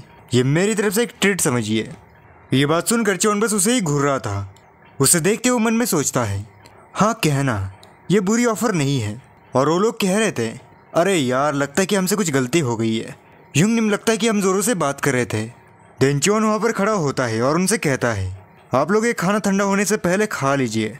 उनमें से एक आदमी कहता है, मगर आप कहाँ जा रहे हैं? च्योन उससे कहता है, लोगों की नज़रें मुझ पर आ चुकी है तो मुझे उन्हें कुछ तो जवाब देना चाहिए। वो लोग ऐसे ही बातें कर रहे थे। यहाँ कायरा उनसे कहती है, नज़रें? अरे मुझे ऐसा लगता है कि आपको कुछ गलत फहमी हुई है। वहीं पर आसूस भी आ जाता है। वो उनसे कहती है, क्या ये इसलिए कि इसका चेहरा? बट तभी च्योन कहता है, अरे नहीं, मैं बस मजाक कर रहा था और ये ऐसा टॉपिक नहीं है जिसे हम खड़े होकर बात करें, तो हमें कहीं और जाना चाहिए। और हाँ, प्लीज़ अपने प्रॉमिस को मत भूलिए कि आप हमें ट्रीट देंगी। कायरा उससे कहती है, तुम इसके बारे में बिल्कुल भी चिंता मत करो, क्योंकि मैं अपने शब्दों पे खड़ी उतरती हूँ। देन च्योन बाहर जाता है और उन लोगों से कहता है, तुम लोगों ने मुझे इस मुसीबत में फंसाया है, तो इस एक्सपेंसिव खाने को एंजॉय करिए। देन हमें सिटी के सबसे बेस्ट ब्रूथल को दिखाया जाता है, जहाँ कायरा च्योन से कह रही थी, मैं मार्शल स्क्वाड से हूँ।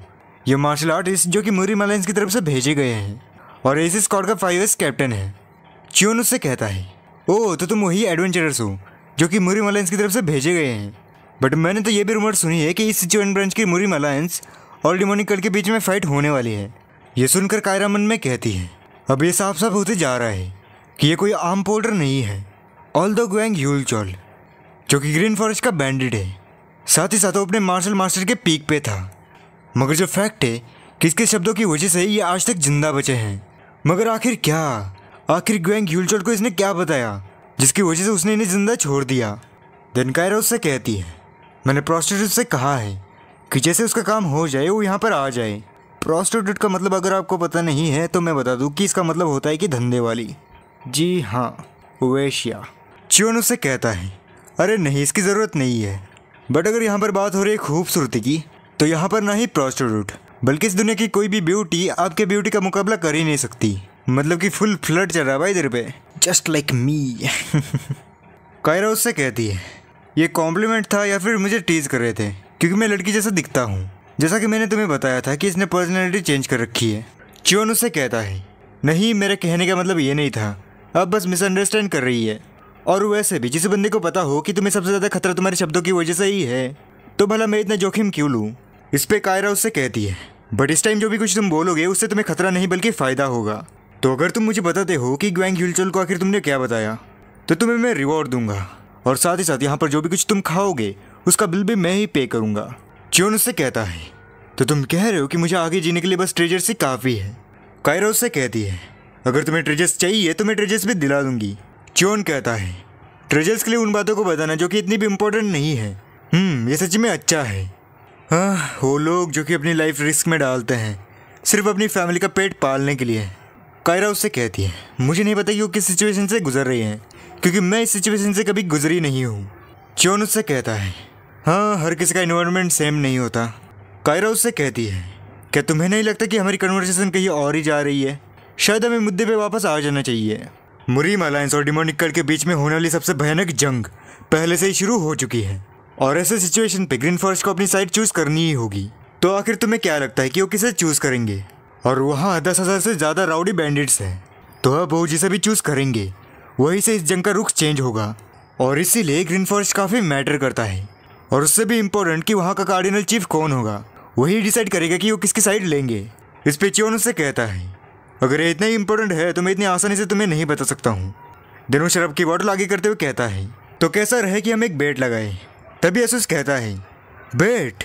क्या तुम हमारी कन्वर्सेशन यहीं पे रोकने की कोशिश कर रहे हो? बट च्योन उनसे मुंह फेर के कहता है, वेल तो इसे भूल जाओ, यहाँ पर तुम लोग हो जिन्हें कि कुछ चाहिए, अगर तुम्हें चाहिए तो यही रास्ता है। ये बातें सुनकर आसूस का दिमाग खराब हो जाता है और उससे कहता है, कमी नहीं, ये कहने की तेरी हिम्मत भी कैसे हुई? बट कायरा उससे कहती है, हाँ मैं ये बेट लगाती हूँ। बट आसूस उससे कहता है कैप्टन। बट कायरा चियोन से कहती है तो इसके बारे में बताओ। चियोन कहता है ये कितना डिसिसिव है। पहले तो इस रूम में हम दोनों ही होने चाहिए और बेट ये है कि आपको मुझे ड्रिंकिंग में हराना है। ये बात सुनकर आसूस को गुस्सा आ जाता है और इसी गुस्से के साथ वो कहता है कैप्टन हम ऐसा नहीं कर सकते हैं, आप इस बेट को कैंसिल कीजिए। कायरा उससे कहती है नहीं अब ऐसा नहीं हो सकता, तो चलो मैं इसके लिए तैयार हूँ। देन आसूस उससे कहता है मुझे पक्का पता है कि इसके पास कोई भी काम की खबर नहीं होगी, तो हमें स्कॉट के पास चले जाना चाहिए। बट कायरा उससे कहती है पहले तो तुम स्कॉट के पास जाओ। आसूस चौंकते हुए कहता है कैप्टन। कायरा कहती है ये मेरा ऑर्डर है। आसूस कहता है कि ठीक है मैं समझ गया, बट आप ये मत भूलिए कि हमें कल सुबह 10 बजे निकलना है। साथ ही साथ वो माइंड टू माइंड उससे कहता है मिस आखिर आप करना क्या चाहती है। कायरा भी माइंड टू माइंड कहती है आसूस चिंता मत करो, तुम्हें तो पता है कि मैं ड्रिंकिंग में कैसी हूँ और इस बंदे से मैं वो इन्फॉर्मेशन निकाल के ही रहूँगी। दिन आसूस जाते हुए माइंड टू माइंड कहता है इसकी वजह से हमें एक ग्रेट फिट मिलेगी। अगले दिन मैं आसूस उन्हें बाहर आके देख रहा था। साथ ही साथ वो मन में कहता है इस बार मुझे एक बुरी फीलिंग आ रही है। अब ऐसे ही कुछ टाइम गुजर जाता है और उन दोनों में से कोई भी हार मानने का नाम ही नहीं ले रहा था और अपना चियोन तो बार बार शराब मंगाया जा रहा था, जिसकी वजह से कायरा भी परेशान हो गई थी। अब वो उससे कहती है मैंने जितना सोचा था तुम मुझसे भी ज़्यादा पियक्कड़ हो, बट अगर तुम ये सोचते हो कि तुम मुझे इसे ट्रिक कर सकोगे तो ये तुम्हारी बहुत बड़ी गलती है। चियोन उससे कहता है अरे कैसी बातें कर रहे हैं आप, मैं अपने वादे पे खड़ा उतरता हूँ। कायरा उससे कहती है बट मुझे नहीं लगता कि आखिर जीतेगा कौन, ये तुम देख भी पाओगे। चियोन उससे कहता है हाँ मैं भी सेम ही सोच रहा था, तो चलो इसे आखिर तक शुरू रखते हैं। दिन ऐसे ही कुछ टाइम तक वो पीते हैं और इतना पीते हैं कि उनके अगल बगल काफ़ी सारी बोतलें गिरी पड़ी थी। यहाँ कायरा नशे की हालत में कहती है मैं उससे पहले नशे में नहीं जा सकती क्योंकि मुझे जानना है कि उसके और ग्वांग ह्यूलचल के बीच कौन सी बातें हुई। दूसरी तरफ अपने चियोन ने भी काफ़ी ज़्यादा पी ली थी। वो अपने मन में कहता है मैंने सोचा नहीं था कि ये इतना ज़्यादा पिएगी, मुझे तो लगा था कि मैं इसमें जीत जाऊंगा। नहीं, मुझे किसी भी हालत में इसे जीतना होगा क्योंकि मैं उसे बता नहीं सकता कि मेरे और ग्वांग ह्यूलचल के बीच कौन सी बातें हुई। अगेन उनमें से कोई भी हार मानने का नाम ही नहीं ले रहा था, वो दोनों ही बस ड्रिंक्स को मंगाए जा रहे थे। ऐसा ही कुछ टाइम बाद कायरा नशे की हालत में कहती है चियोन रियोंग क्या तुम्हें नहीं लगता कि तुम्हें अब बस करना चाहिए क्योंकि तुमने बहुत ज़्यादा ही पी ली है। बट अपना चियोन भी नशे की हालत में कहता है तुम एक मर्द हो फिर भी तुम लड़के जैसे क्यों दिखते हो, मगर हाँ तुम ड्रिंकिंग में काफ़ी ज़्यादा अच्छे हो। कायरा पूरी टल्ली होकर उससे कहती है तुम बस अपनी हार मान लो। चियोन उससे कहता है कि मैं हार मानता हूँ। कायरा उससे पूछती है आखिर तुमने क्या कहा। चियोन दोबारा उससे कहता है मैं हार मानता हूँ। इस पे कायरा कहती है अगर ऐसी बात है तो मुझे ऐसे स्ट्रॉन्ग होल्ड के बारे में बताओ। और वो मन में कहती है जब तक मैं यहाँ पर जगी हुई हूँ मुझे ये जानना ही होगा। चियोन उससे नशे में कहता है कार्डिनल चीफ वो फिर से बेसिकली मैंने उसे ट्रेजर्स लाने के लिए कहा था, ऐसा वो नशे की हालत में कहता है मगर झूठ। यहाँ चियोन इतना नशे में होता है कि वो गिरने ही वाला होता है, मगर गिरने से पहले वो कहता है मैंने उससे कहा कि वो कार्डिनल चीफ का सक्सेसर बन जाए। साथ ही साथ वो मन में कहता है मैं इसे और झेल नहीं सकता हूँ। दिन वहीं पर गिर जाता है। अब ये कुत्ते, sorry for the background noise, but ये कुत्ते बहुत भौंक रहे हैं, इनका कुछ तो जुगाड़ करना ही पड़ेगा। Now back to the story. Kyra काफ़ी ज़्यादा नशे में होती है और उसी नशे के हालत में वो मन में सोचती है आखिर इस कमीने ने क्या कहा, क्या ग्वांग ह्यूलचल उसकी प्लेस से जाने वाला है। नेक्स्ट सीन में वो अपनी मुंडी हिलाते हुए कहती है नहीं नहीं, बट मुझे धुंधला धुंधला क्यों दिखाई दे रहा है। लगता है मैं इसके द्वारा स्कैम हो चुकी हूँ। मैं तो पागल ही हो गई थी कि मुझे इसके द्वारा एक अच्छी इन्फॉर्मेशन मिलेगी, मगर नहीं, आसूस ने सही कहा था कि मुझे इसके द्वारा बस बेकार खबर ही मिलेगी। दिनों अपने गालों को बजाते हुए कहती है मैं बस अपने पिता को दिखाना चाहती थी कि मैं कितनी ग्रेट हूँ क्योंकि वो मुझे कमज़ोर समझते हैं, मगर मैं इसके द्वारा स्कैम हो गई। क्या मुझे इसे मार देना चाहिए ताकि लोग मुझे सही समझे। नहीं, उसे मार देना, सिर्फ उसने मुझे फंसाया इसलिए। नहीं, ये मैटर मेरे प्राइड का है और साथ ही साथ मेरे फ्यूचर प्लान्स का भी, तो मुझे इसे ऐसे ही जाने नहीं देना चाहिए। मगर ये रूम इतनी हिल क्यों रही है। नहीं, उसके जागने के बाद मुझे कंफर्म करना ही होगा कि आखिर उनके बीच कौन सी बात हुई थी, जिसके लिए मुझे शायद उसे टॉर्चर भी करना होगा। मैं तुम्हें इतनी आसानी से नहीं छोड़ूंगी। आखिर तुम्हारी हिम्मत भी कैसे हुई मुझे ट्रिक करने की। मैं तुम्हें इतनी आसानी से नहीं छोड़ूंगी। और इसी के साथ वो भी वहाँ पर गिर जाती है और गिरते हुए भी वो कहती है मैं ऐसे ही सो नहीं सकती हूँ, मगर वो वहाँ पर नशे की वजह से सो भी जाती है। और अगले ही सीन में वहाँ पर उस जगह की मालकिन आ जाती है जो कि उन्हें देखते हुए कहती है कि ये दोनों मरे तो नहीं है ना, और हम ऐसा उन्हें नहीं दे सकते हैं। इस पे उसके साथ आया हुआ आदमी कहता है, कोई नहीं, हम उनकी सांसें चेक कर लेंगे। दोनों वहाँ पर जाते हैं। उन्हें देखते हुए वो लेडी कहती है, आखिर ये यंगस्टर्स इतने क्यों पीते हैं? मगर ताज्जुब की बात तो ये है कि ये अभी तक जिंदा हैं। वो आदमी कहता है कि हाँ, ये काफ़ी शॉकिंग बात है, क्योंकि गोल्डन रेड लिक्विड इतना स्ट्रांग होता है कि उसके एक ही बोतल में आदमी का काम फिनिश हो जाता है, मगर इन्होंने 38 बॉटल्स को पिया है। तो अब हम इनके साथ क्या करें, क्योंकि ये लिक्विड काफ़ी महंगा होता है। वो लेडी कहती है, इसमें सोचने वाली बात क्या है, वो हमारे भी एस्टिमेटेड गेस्ट है, तो उन्हें VIP रूम में लेके जाओ। वो आदमी कहता है, बस इतना ही। वो लेडी कहती है, इसमें गलत क्या है? वो आदमी कहता है, ये लोग प्रोस्टिट्यूट के बिना ही पी रहे थे, और अगर हम इनके पूछे बगैर प्रोस्टिट्यूट को इनके साथ भेजें तो ये गलत होगा। वो लेडी कहती है, तो उन्हें लगेगा कि हम उन्हें पुशर्स की तरह ट्रीट कर रहे हैं। हाँ ठीक है, तो इन्हें देख के ऐसा लग रहा है कि ये काफ़ी अच्छे दोस्त हैं, तो इन्हें एक ही रूम में सुला दो। दिन ऐसे ही कुछ टाइम बीत जाता है और उन दोनों को एक ही रूम में सुला दिया जाता है। बट यहाँ हमें कुछ बातें पता चलती है कि कायरा को सदियों से कुछ हैबिट्स हैं कि वो हर रोज़ सोते टाइम एनर्जी सर्कुलेशन करती है, और दूसरी हैबिट कि वो अक्सर सोते टाइम अपने कपड़े निकालती है, और ये बिल्कुल अनकॉन्शियसली होता है। ऊपर से अभी सर्दियों का मौसम चल रहा है, जिसकी वजह से वहाँ पर काफ़ी ज़्यादा कोल्ड है, और उस रात अपने आप को गर्म रखने के लिए वो दोनों ही एक दूसरे को लिपट के सो गए थे, और उस रात काफ़ी ज़्यादा ही ठंड थी। देन हमारा सीन मुरीमलान सिचुआन ब्रांच पे शिफ्ट होता है। इन 100 सालों में इस जगह पे बॉर्डर्स ने 12 बार इन्वेट करने की कोशिश की थी, मगर वो हर बार नाकाम हुए, क्योंकि ये जगह ऐसी है जहाँ आज तक किसी ने भी कब्जा नहीं किया, क्योंकि ये सिचुआन ब्रांच मुरीमलान्स का दिल और प्राइड है। बट अगर एक बार ये जगह टूटती है तो मुरीमलान्स पे कब्जा करना काफ़ी आसान हो जाएगा। बट डिमोनिक कल्ट कुछ भी कर सकता है। तो अब सोचने वाली बात यह है कि डिमोनिक कल्ट क्या करने वाला है। दिन में एक फ्लोर निकलते हुए दिखता है, जिसके नीचे काफ़ी डरावनी आंखें थी, और ऐसे ही वहाँ पर कई सारे फ्लोर्स थे, जिसके अंदर काफ़ी सारे लोग भी थे, जहाँ वो माइंड टू माइंड बात कर रहे थे कि सिचुआन ब्रांच का लीडर हमारी कल्ट की वजह से डिस्ट्रैक्टेड है।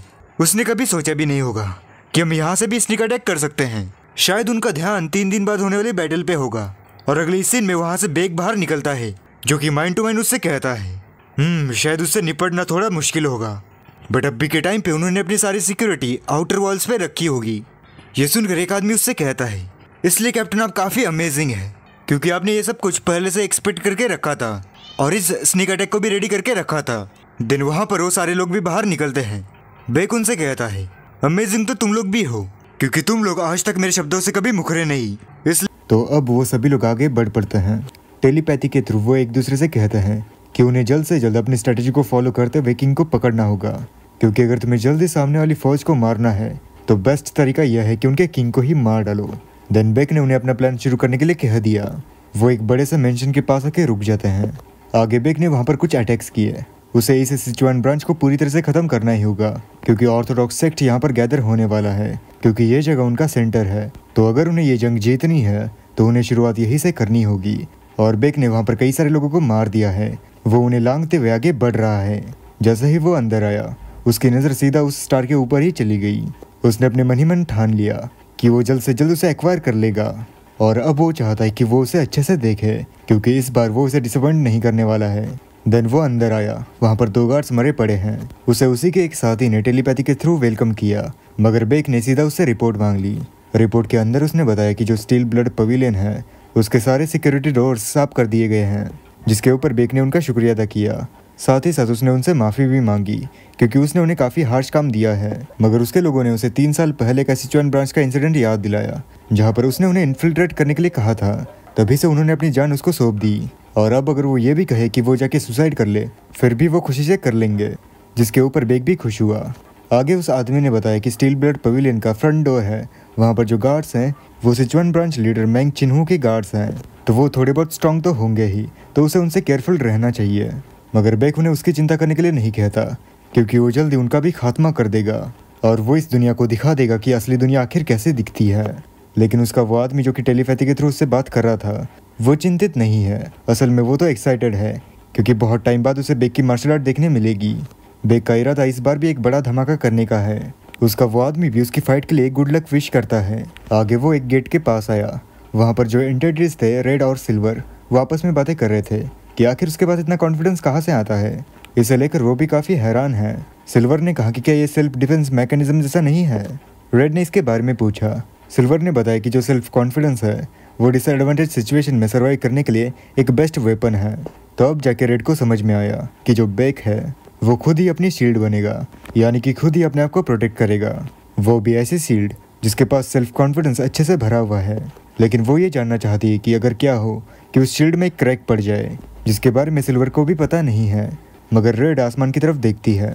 अब यहाँ बेक अंदर आ चुका है। उसके सामने कई सारे गार्ड्स हैं। वो गार्ड्स उससे पूछते हैं कि आखिर वो कौन है और उसकी स्टील ब्लड पवेलियन में इतनी रात को आने की हिम्मत भी कैसे हुई।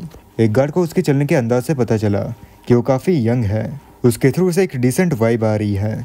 उन्होंने उसे वहीं पर रुकने के लिए कहा और दोबारा से उससे पूछा कि आखिर वो कौन है। वो सभी उसका नाम और रैंक जानना चाहते हैं, मगर बेक ने जवाब दिया अगर उन्हें ये जानने के लिए इतनी ही बेसब्री हो रही है तो वो उन्हें बताना चाहता है कि वो है heavenly demon divine cult heavenly wolf squad captain. जो सुन वो गार्ड भी चौंक गया। बेक ने अपनी बात कंटिन्यू करते हुए कहा द हेवनली डीमन सैबियर बेक होना आई। जो सुन उन गार्ड्स को समझ नहीं आ रहा था। वो यही कह रहे थे कि क्या हेवनली डीमन डिवाइन कल्ट और क्या उसका नाम बेक होना आई है। एक गार्ड ने उससे पूछा कि क्या वो डिमोनिक कल्ट लीडर का बॉडीगार्ड है और heavenly wolf squad leader Baek होना ही है, क्या वो पागल हो चुका है। बट बेक ने उनसे कहा कि अगर उन्हें उसके ऊपर भरोसा नहीं है तो वो इसके ऊपर कुछ भी नहीं कर सकता और अब उसे काफ़ी सारे काम भी हैं। तो अगर उनका इंट्रोडक्शन हो चुका होगा तो क्या वो इस मामले के ऊपर सीरियस हो सकते हैं। जो सुन वहाँ के एक गार्ड को काफ़ी ज़्यादा गुस्सा आ जाता है। वो गुस्से में उससे कहता है कि क्या उसे पता है कि वो लोग कौन हैं। वो ब्रांच लीडर के क्लोजेस्ट गार्ड हैं, यानी कि इसका मतलब यही है कि वो यहाँ से जिंदा वापस नहीं जाएगा। बेक ने कहा कि उन्हें देखकर ही पता चल रहा है कि वो उसका सिर काटना चाहते हैं, बट अगर उन्हें ये करना है तो उन्हें जल्दी करनी होगी क्योंकि उनके पास ज़्यादा टाइम नहीं बचा है। जो सुन वहाँ का एक गार्ड चौंक गया। उसने कहा कि इसका मतलब वो यहाँ पर अकेला नहीं आया है, जिसके ऊपर बेक ने उसे बताया कि वो यहाँ पर सब कुछ खत्म करने के लिए आया है, तो वो यहाँ पर अकेला कैसे आ सकता है। जो सुन वो सभी गार्ड्स चौंक गए। उन्होंने इमरजेंसी बेल को एक्टिवेट करने के लिए कह दिया। उन्हें डिमोनिक कल्ट के ऊपर काफ़ी गुस्सा आ रहा था क्योंकि वो छुप के ऐसे अंदर आ गए हैं। बेक भी उनकी कन्वर्सेशन को यहीं पर एंड करना चाहता है क्योंकि अब वो सीरियस होने वाला है।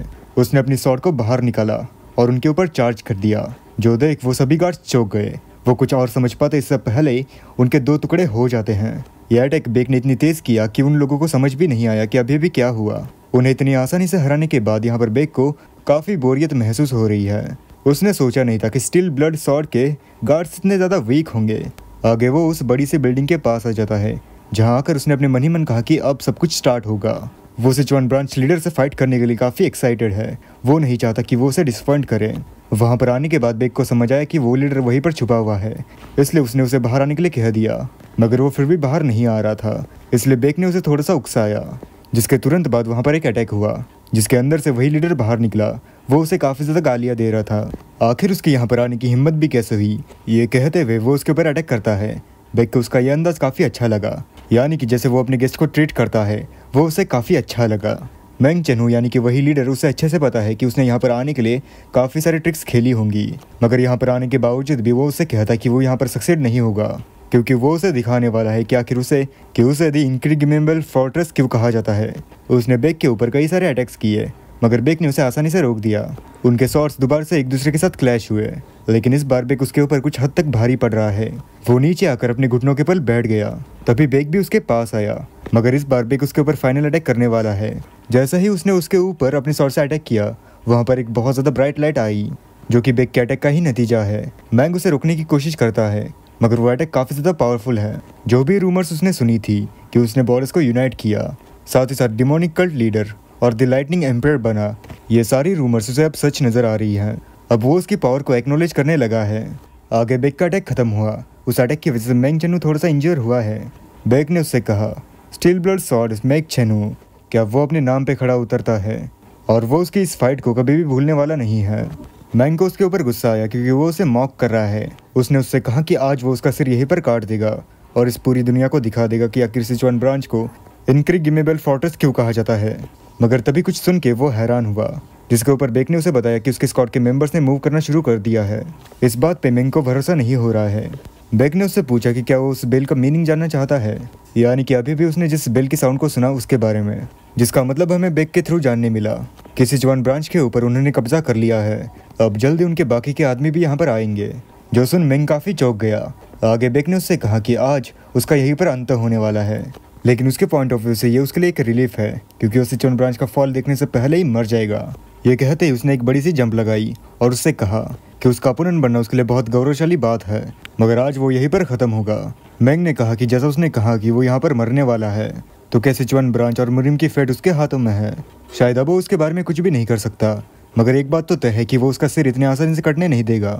उसने भी अपनी पावर को चार्ज किया और बेक के ऊपर अटैक करते हुए कहा अगर वो यहाँ पर मरने ही वाला है तो उसकी पावर देख के ही मरेगा। जो कहने के साथ उसने बेक के ऊपर काफ़ी ज़्यादा पावरफुल अटैक किया, मगर वहाँ पर बेक एकदम शांति से खड़ा हुआ है। आगे बेक ने भी उसके ऊपर अटैक किया। उन दोनों के अटैक आपस में क्लैश हो गए, जिसकी वजह से वो दोनों ही नीचे आके गिर गए, लेकिन फिर भी वो एक दूसरे के ऊपर अटैक करना बंद नहीं करते। बेक ने उसके ऊपर फाइनल अटैक करते हुए कहा कि अब उसका जाने का टाइम आ चुका है, तो ये फाइट उसके लिए काफ़ी ज़्यादा अच्छी रही। उसने उसके ऊपर ऐसा अटैक किया जिसकी वजह से उसके बीच से ही 2 टुकड़े हो गए। साथ ही साथ वहाँ पर एक बहुत बड़ा ब्लास्ट हो गया। जैसे ही वहाँ पर धुंधे झटती है, वहाँ से बेक बाहर निकला और उसे इस बात से काफ़ी खुशी हो रही है कि उसने मुरिम अलायंस के कोर को ही पेल दिया। अब सिर्फ एक ही चीज़ बची हुई है, वो है हेवनली डीमन डिवाइन कल्ट का इस पूरे मुरिम के ऊपर कॉन्कर करना। कुछ समय बीता और हमारा सीन दूसरी तरफ शिफ्ट हो गया, जहाँ कायरा काफ़ी अच्छे से सो रही है। उसका मन अपनी आंखें खोलने का बिल्कुल भी नहीं कर रहा है, मगर तभी उसे आसूस की बात याद आई, जिसने मकसद को भूलने के लिए मना किया है। जो बात याद करते हुए उसने अपनी आंखें खोली, क्योंकि उसे आसूस को दिया हुआ प्रॉमिस नहीं तोड़ना है। उसे सिर्फ एक बात की खबर नहीं है कि वो निर्वस्त्र है, इसलिए वो अंगड़ाई लेती है, मगर उसे कहीं ना कहीं फील हो रहा था कि कुछ तो गड़बड़ है। जब उसने पीछे मुड़कर देखा तब उसे रियलाइज हुआ कि यहाँ पर क्या हो रहा है। वो शर्म और गुस्से के मारे काँप रही है। उसे इस सिचुएशन के बारे में कुछ भी समझ नहीं आ रहा।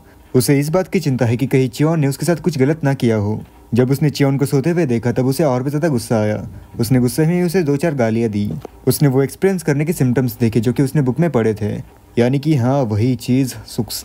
लेकिन जब उसने ये चेक किया तब उसे राहत मिली कि उसने उसके साथ कुछ भी नहीं किया है, मगर फिर भी वो उसे ऐसे ही नहीं छोड़ेगी, क्योंकि अगर ये रूमर फैली कि वो पूरी रात किसी लड़के के साथ सोई है तो ये उसके लिए काफ़ी बुरा हो जाएगा। और अगर उसे इस रूमर को फैलने से बचाना है तो उसे मारना ही पड़ेगा। इसलिए वो उसे मारने के लिए पूरी तरह से तैयार है। वो चियोन से ये भी कहती है कि वो उसे इसके लिए ब्लेम ना करे। वो उसके ऊपर अटैक तो करती है, मगर खुद ही अपने अटैक को कैंसिल भी करती है, क्योंकि ड्रिंक पीने के बाद वही सबसे पहले सोया था, यानी कि उसे ये पता नहीं होगा कि वो दोनों ही एक बेड पे सोए हैं। वो कंफ्यूज है कि उसे चियोन को मारना चाहिए या फिर नहीं, क्योंकि उसे मारने का राइट उसके पास नहीं है। इस सिचुएशन के लिए जितना चियोन जिम्मेदार है उतनी ही वो भी है, ये उसे समझ आया। और अगर वो एरोगेंट होके ऐसे डिसीजंस लेती है तो उसके फादर उसे रिकॉग्नाइज नहीं करेंगे। बट अगर ऐसी सिचुएशन है फिर भी वो इस बात को डिनाई नहीं कर सकती कि वो लड़का उसके साथ सोया है, तो इसके लिए उसे तो भरपाई करनी ही होगी। कायरा के मन में एक ख्याल आया, क्यों ना वो सारे खाने का और वीआईपी रूम्स का बिल उससे ही पे कराए। अगर वो ऐसा करती है तो वो अपनी पूरी लाइफ उसी बिल को चुकाने में लगा देगा। यही उसके लिए एक बेस्ट पनिशमेंट है। और तो और अगर उसे ये प्रॉब्लम जड़ से ख़त्म करनी है तो उसके पास इसके अलावा कोई और चॉइस नहीं है। ये कहते कहते उसने चियोन के एक्यूपंचर्स पे प्रेस किया, जिसकी वजह से चियोन और ज़्यादा गहरी नींद में सो गया। कायरा की इस एक्यूपंचर की वजह से चियोन अब 2 घंटे तक गहरी नींद में सोएगा। आगे कायरा भी रेडी हुई। उसने पीछे मुड़कर चियोन की तरफ देखा और मनी मन कहा कि अब से वो दोनों कभी भी नहीं मिलेंगे। देन वो वहाँ से चली गई और यहाँ चियोन बेचारा आराम से सो रहा है। और बस इसी के साथ ये वीडियो यहीं पर ख़त्म हो जाती है।